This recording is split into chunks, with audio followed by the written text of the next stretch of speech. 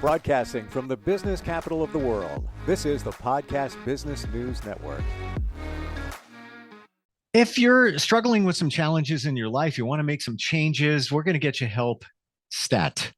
I'm using the word stat because I know that she's heard and used that word in her medical background as somebody that has worked in the ICU as a nurse, and she's changed direction along with that into something called mindset strategist. Yeah, she helps us work through those things. And that's why she's the founder of ICU. Notice the connection there, 1111. And that's when you think about 1111, you think about a dream. You should make a wish. And it's ICU-1111.com. Anju Redheendran is with us. Anju, welcome back. How you doing? Hi, good. I'm good, Steve. How are you?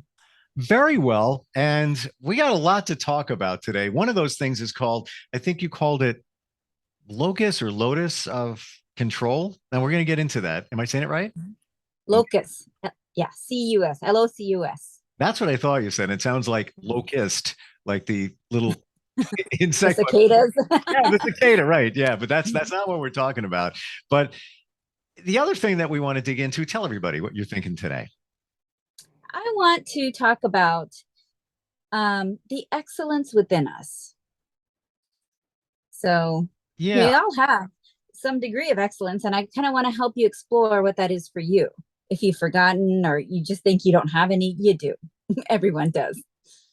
When you say excellence, are we meaning somebody's integrity, their morals, their values? Are we talking about what they offer to the world, like your sense of purpose? Yes. It's what makes you uniquely you.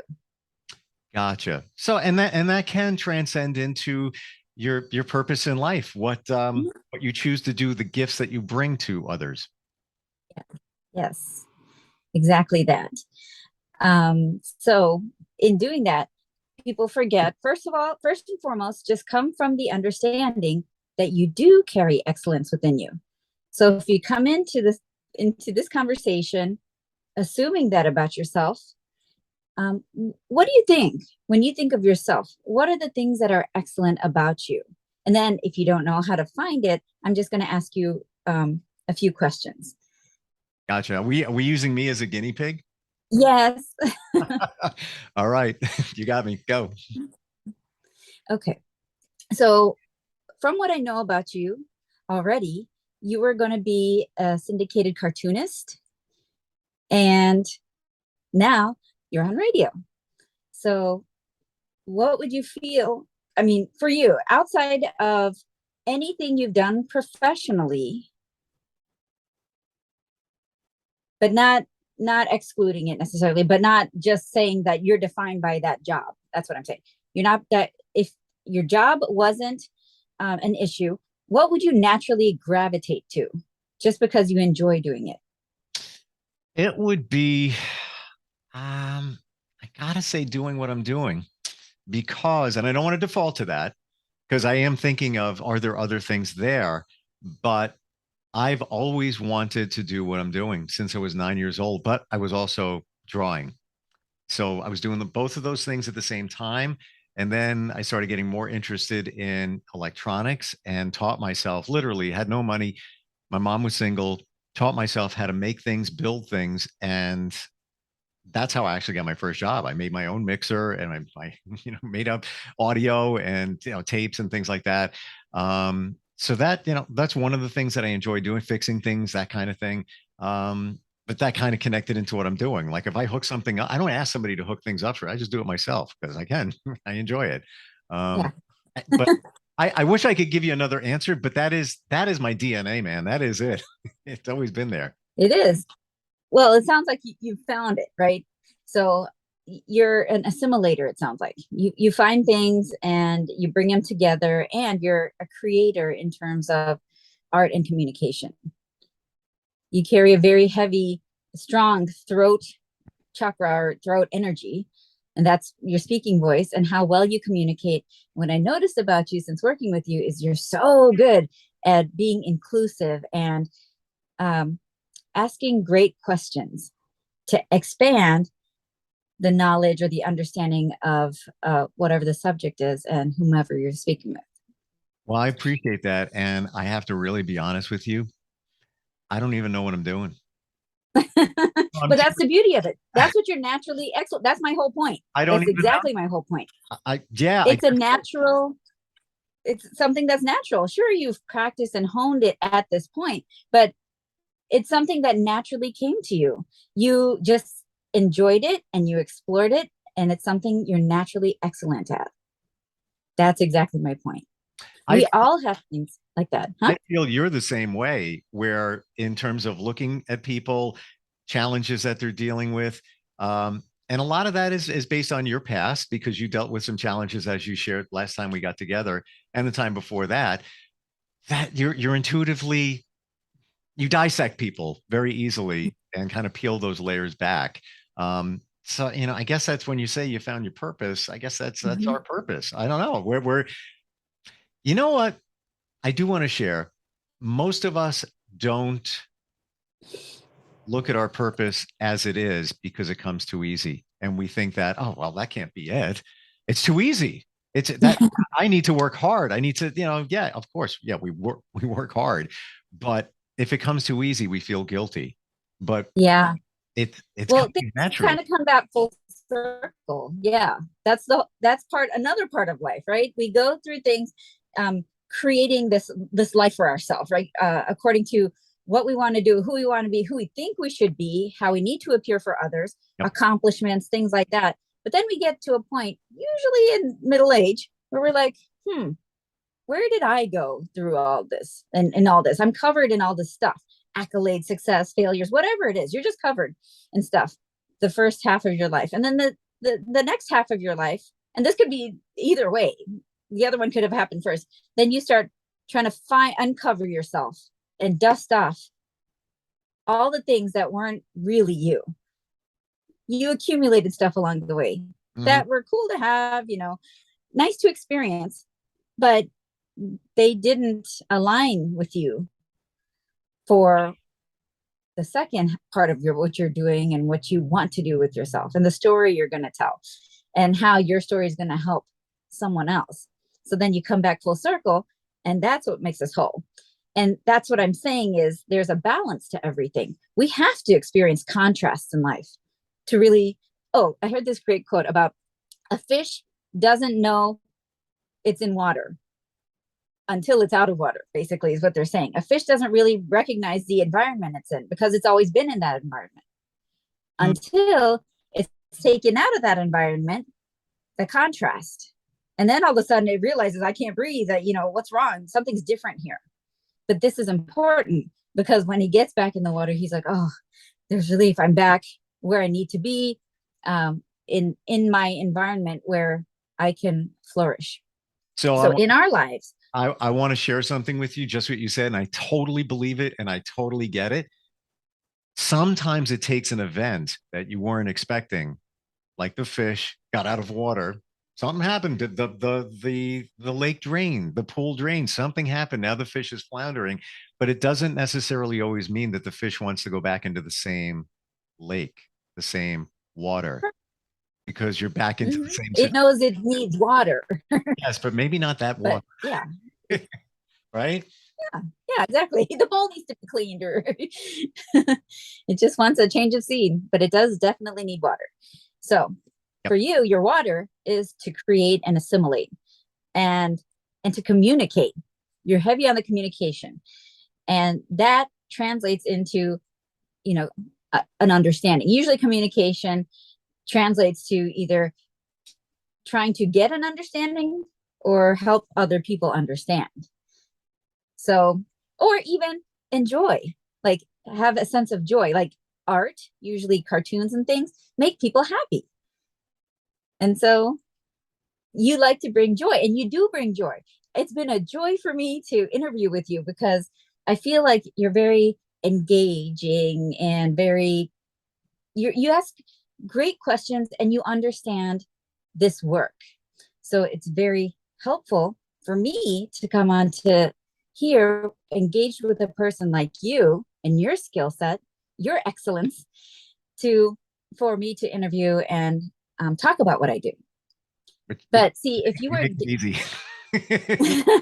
thank you. If you're a different type of person who was, if we were not aligned this way in this understanding, it would be a lot more difficult conversation to have. Sure. If you had like a fixed mindset and you're like, no, this is the way it is, this is the way it's always going to be, then you wouldn't be open to any of these different ways of thinking that I might be offering to you.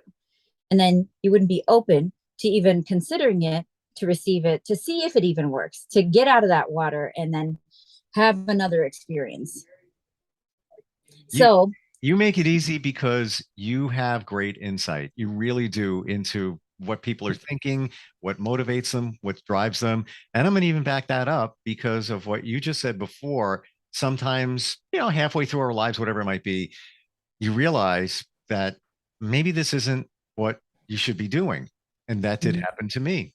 I got a job doing what I'm doing in radio when I was 17. I got the job I always wanted. Not even exaggerating. I hit the big one very early. Stayed there 2.5 decades, a little bit more. Left that job for various reasons. Time to go.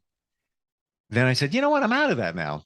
I want to help people. Whatever I want to do, I want to help people. So I started looking for jobs as a external public affairs director at a hospital and things like that, where I could still be in a communication area, but also help people at the same time.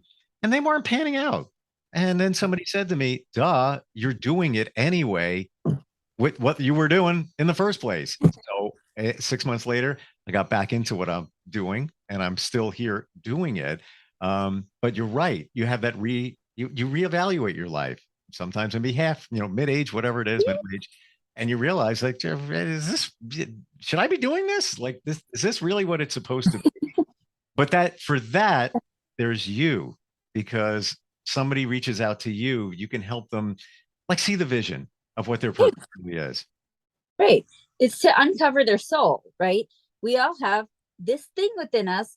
We know that maybe we've been told otherwise, but we're like, no, I just kind of feel like there's something that needs to come out.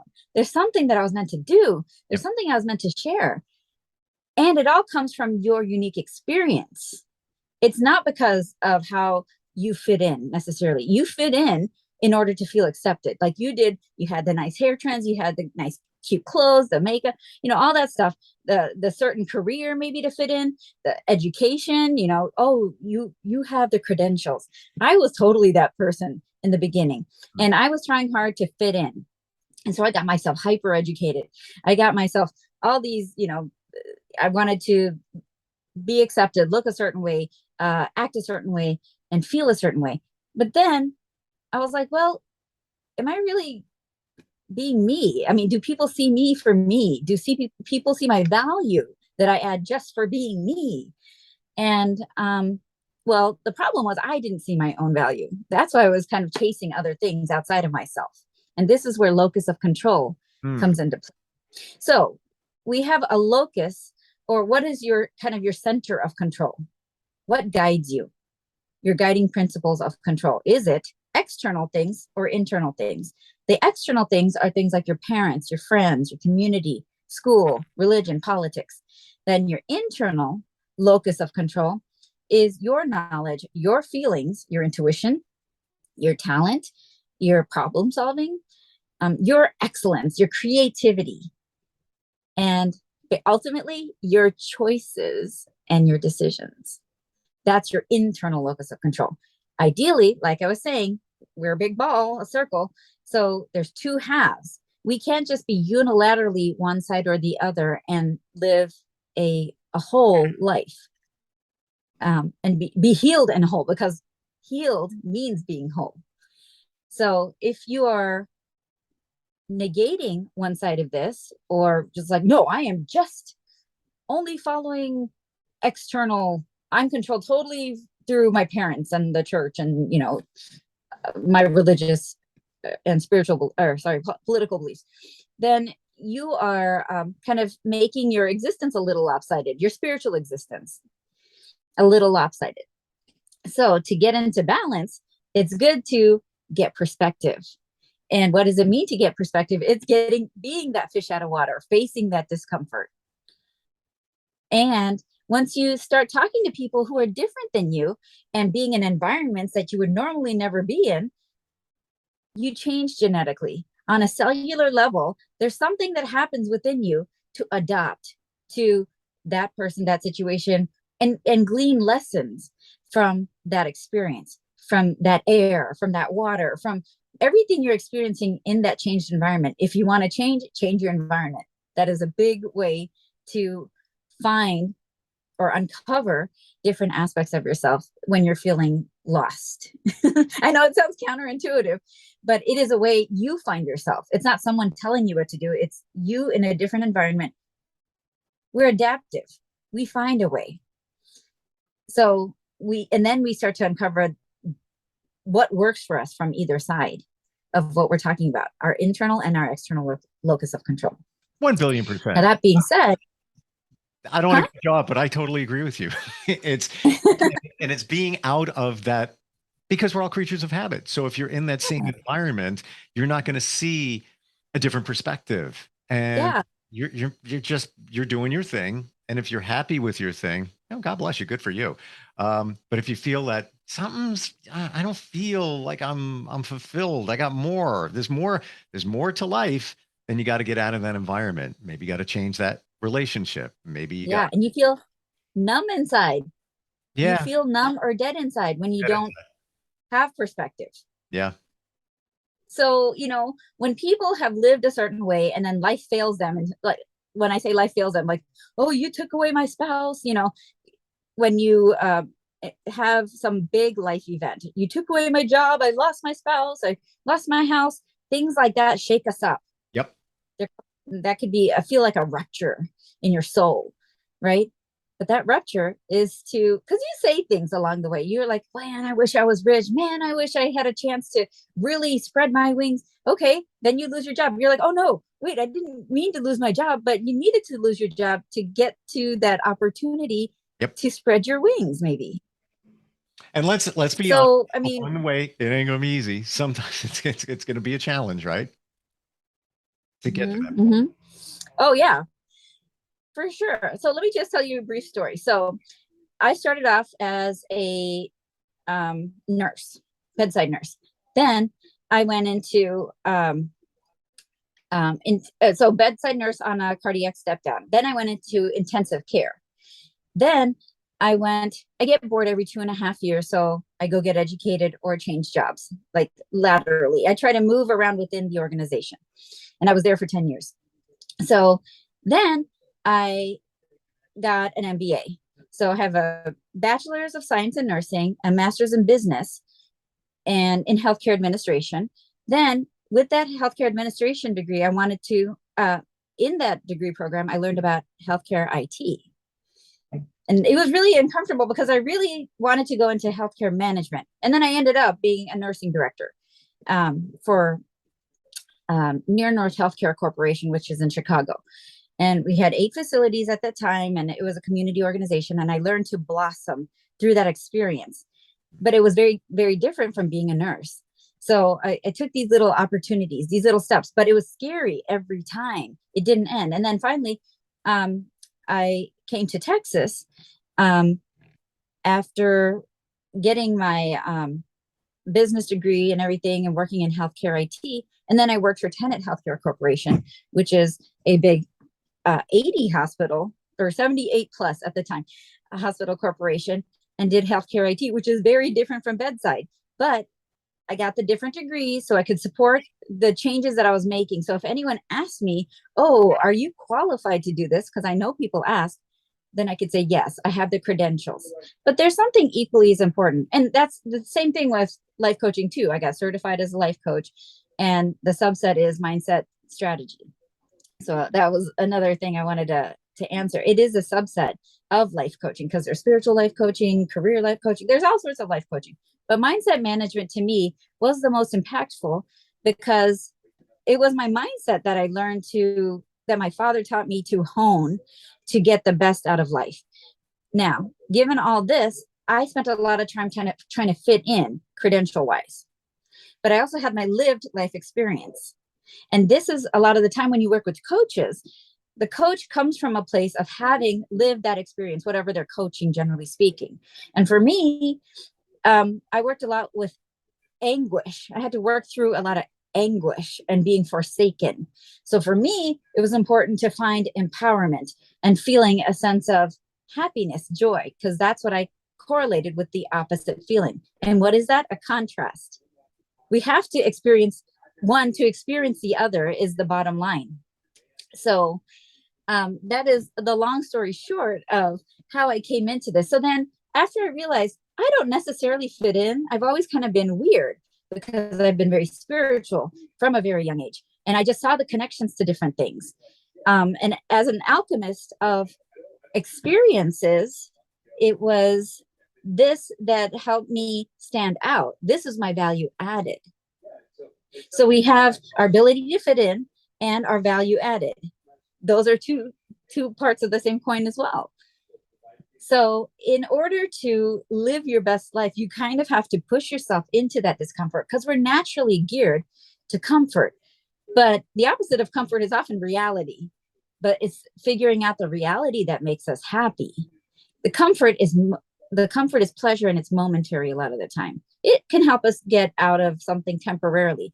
But if our goal is to be able to face life with vibrance and with an idea of what we're doing, or even just the belief that we will find a way, that's happiness. And then, when we get through our own stuff, not when someone figures it out for ourselves, especially as adults, when we figure out our own things, we have a sense of pride. And then what is that? We see our worth, we see our value. So no one really has to tell us, oh, you're valuable. You're like, yeah, I know. I feel my value because I got myself through this thing, or I got the help I needed to get myself through this thing. But the bottom line is you got through that thing. And that's valuable. I love your insight, and a lot of thoughts I have on what you just shared is as you're going through life and you just keep rinsing and repeating, you're not really living until you get out of it. And like you said, the reality, when you get to the point, and most of us, many of us are afraid of making that change. So when you get to that point where nothing rocks me, man. Yes. Nothing. Yes. I used to be one of those people where something would happen, even if it's not momentous, it'd be like, oh my gosh, what's going on? How can that be? Now it's like, yeah, all right, no problem. Roll with it. On to the next thing. I got this. It's going to be okay. Yeah. But what you just shared goes back to the locus of control. My view of you is that you were very external and not so much internal back in the day. And you kind of flip those two roles where you are more internal, more intuitive, more plugged in, and you kind of deflect that stuff on the outside. Yes, be honest, you're beautiful. Love your hair. But at the same time, I spent a lot of money on it, so I appreciate that. I really do. I would never say it unless I mean it. And just your energy and everything it's you've got the external, but you don't let things influence you like they used to. Now it's more your internal compass kind of guides you there. But it looks like it took time for you to make that transition. And I have to admit, now that I think about it, I kind of did the same exact thing. Perceptions that people had of me, for job wise and things like that. It was always inside, and I think it was always inside you. And you knew it was inside you, but you had to take that leap to really pull it out of you and make that your locus of control, the internal part of you. Yes. And it's funny because the thing that triggered a lot of this for me was I started the new job at Tenet. I moved to Texas. I started the new job at Tenet. And one of the girls I befriended there, she's like, you're not very vulnerable, are you? I was like, do I need to be? That was my reaction. What an interesting thing for somebody to say. Yeah. And then, well, I think because I wasn't affected by a whole lot. Like I didn't seem affected by a whole lot. Like I was like, okay, let's fix it, whatever. Right. But I was not as emotive as I am now, I don't think. And as in touch with being okay with me and all my weirdnesses and intricacies and just the way I see things. I've always been laughed at for the way I saw things, my perspective, because it was just like off the wall, like out of nowhere sometimes. but our intuition is important. It guides us, and we should use it. We should trust it. We're just taught not to use it and just trust Lucy instead. Sometimes that's what we're taught, especially as people pleasers. Yep. Mom knows best. Dad knows best. Okay, well, I'll just sit here and, just be a cog in the wheel. But then you're like, I'm not a cog in the wheel. But then you feel like you're not living, and it's like all you're doing is squashing down what's inside of you, and you're not using your unique talents, those unique abilities that we all have. It's all in there. Mm-hmm. You just got to find a way to bring them out. But I think that's where you're so beneficial in what you do as a mindset strategist, as a life coach, where you help people realize what that is inside them and let them use it. Because some of us are afraid to. I'll admit, I there's times where I didn't trust my gut, and I could sit here for the next hour saying there was that time, and I don't want to say I blew it, but that was a big life decision. Didn't go with the gut there. Should have went with there. But now I'm more trusted. Do I listen to it all the time? Not so much. A lot of the times, but it takes time to trust that. It takes time to trust that. Because it was outsourced for a long time. Yeah, well, okay, there's a good term. It was outsourced, or this outsourced in way of this. It got in the way of that. I can't believe we're out of time. Yeah. Like we could just keep going. I say this all the time. Literally, we don't even I didn't even take a break today. ICU-1111.com is your website. And if somebody wants to, if this is resonating, they just reach out to you and start a conversation, right? Mm-hmm. Yes. And I'm actually on TikTok too, which is my biggest platform right now, where I'm at ICU_1111. So 4 1s. Gotcha. Yeah. Really great talking with you as always, Anju. Likewise. It's like you got us. Like seriously, you've figured it out. Like what makes people work, what is motivating them, and what's really inside them, and that makes you who you are. I mean, and you said before, like your certain qualities that people call you out on. It's like that's you. That's great. I love identifying excellence within people. Their real self, like the stuff that they hide. I love exposing that and saying, here, look at this beautiful gem that's you. Yeah, I could see that. I see your passion in finding that, and it's got to feel good. Like you've tapped into somebody and they didn't realize that was within them and who they really are. And get them excited about their lives again too. Well, yes, because guess what? That happened to you. Yeah. That happened to you, right? And you know what that feels like. Looking forward next time we get a chance to get together. Super cool. Likewise. Thank you so much. Thank you. Go to the website, start the conversation, ICU-1111.com, and we will be right back. Are you looking for even more of the podcasts and hosts that you love? The Podcast Business News Network is proud to announce that you now have even more ways to listen live. Check out the MyTuner Radio, online radio box, and Simple Radio apps on iOS and Android, or find us online. Search for Business News Network on mytuner-radio.com, or search Podcast Business News Network on streama.com and onlineradiobox.com/US. Take your podcast on the go and don't miss a minute of the action.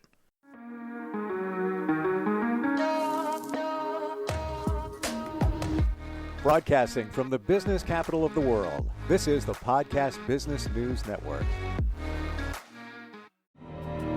For nearly 2,000 severely injured veterans, everyday life has become filled with barriers. Day-to-day simple tasks can become pretty daunting. I have to carry my chair up 2 flights of steps or have somebody do it for me. What scares me the most is just the falling. When I'm struggling with my house, I think, to have that one great barrier just knocked down, I mean, it's crucial. Home for Our Troops is a wonderful nonprofit that builds a mortgage-free, fully adaptive, handicap-accessible house. And there's no catch. It'll be our very first home that we've ever owned. This is a game changer. This is where your life begins again. We need you to join us in completing this important mission. Please visit hfotusa.org and help build homes and rebuild lives. Because of you, everything's going to be okay.